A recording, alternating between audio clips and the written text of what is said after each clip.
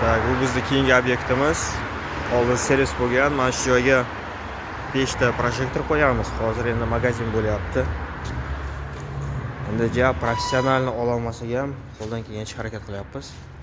Xullas, rozetka, поворот, rozetka, mana bu yerga rozetka. Undan keyin mana buni ichiga rozetka nimasi bor, pitaniya qo'yamiz. Keyin mana shu tarafda ikkita liniya podsvetka ketadi, svet o'zi ketadi. Bu tarafda ham yana 10 tasi ketadi. Bu taraf buyog'iga 12 ta, u tarafga 10 ta. Следующий у нас mana shu joyini boshqadan terib beramiz.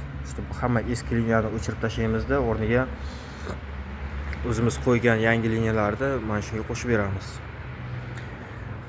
Hozirgi kunda bizda mana shunaqa ish. Kimga elektrik xizmati kerak bo'lsa, Samarqandda murojaat qilasizlar.